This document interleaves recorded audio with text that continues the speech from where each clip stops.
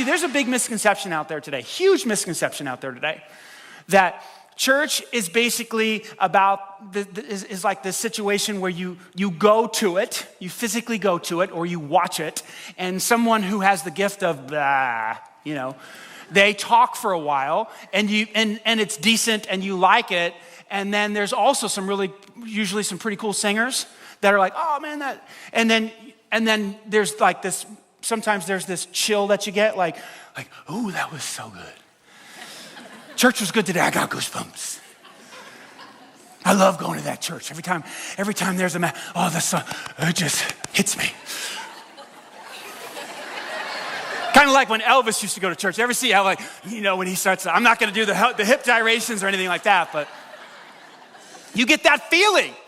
Oh, it's so good, man, it fires me up. And then you're so glad that you came to church or you went to church. Notice these words I'm using. Or that you watched church and attended church. There's value to that. I'm not going to deny that.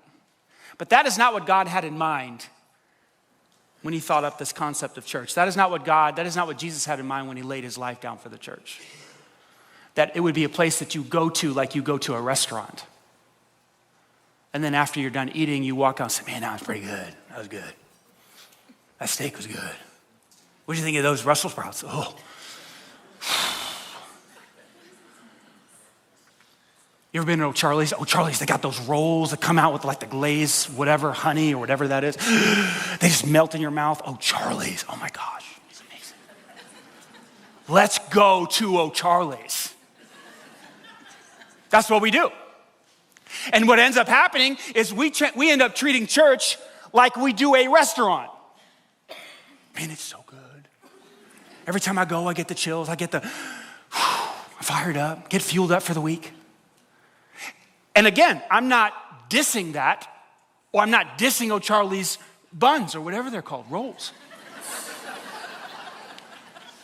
But that's not what God had in mind. God did not say, you know what I'm going to do? I'm going to give a few people in the church some really awesome gifts of singing and preaching, and then everybody else is going to come watch the show. And then they're going to go, man, that was so good, and they're going to leave, just like they leave a restaurant after a meal. That is not what God intended. The church is not a show. It's more like a body. And Paul actually writes about this to debunk this misconception that I don't have a gift, I don't do anything, I just show up and sit in the chair and watch. Maybe drink a little coffee.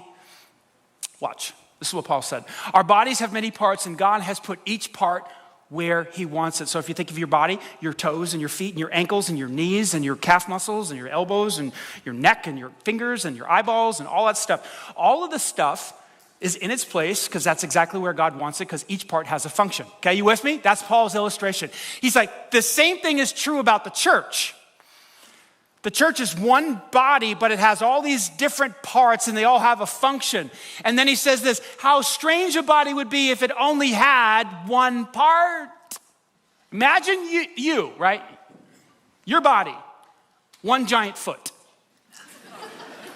That's just you. And everywhere you go is just a foot.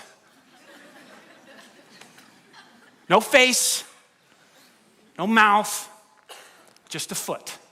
That would be nasty, and it wouldn't work. Would it work? It wouldn't work, because you need more than a foot to be a person.